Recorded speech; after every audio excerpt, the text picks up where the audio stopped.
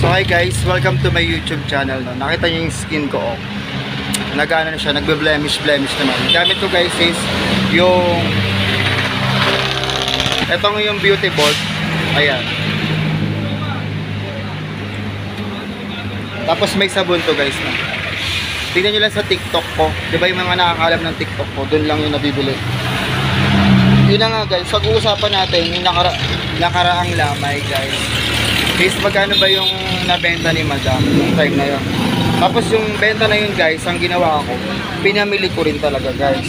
So ito na nga guys, huwag na tayo magpatumpik-tumpik pa. Magkano ba yung nabenta ni madam nung time na yun? Diba sabi ko nga, nag-promise ako sa inyo kung magkano yung naging nabenta ko. So lahat na to guys ha, halo-halo na to lahat. Kasi syempre nga, maraming tao nung time na yun. Ayan. So mabot yung benta natin kasi inisa-isa ko siya guys. Ano, simula dito, ayan, nilista ko.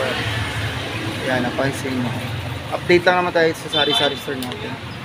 And then, ayan o, 5,369. Kasama na yung Gcash dyan, Paymaya.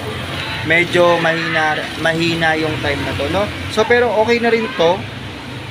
Naka 5,369 tayo. Tapos ang ginawa ko dito guys, nirolling ko ulit, binili ko ng mga paninda ulit. Yan. Kasi sobrang tagal pa naman yung due date natin sa ating credit card, diba? Sabi ko nga sa inyo, bilang mangungutang guys, dapat alam din natin tsumempo kung kailan tayo magsusubi-subi ng ating pangbayad sa ating sari-sari store, sa ating pangbayad sa ating credit card.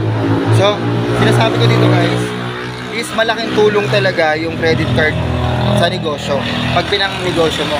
Kasi biro mo, isang buwan pa siya bago babayaran.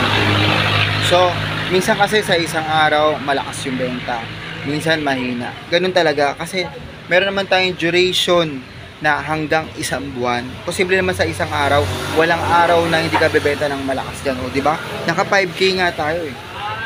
Yan. So mamaya, ang gagawin ko, subi-subi na uli.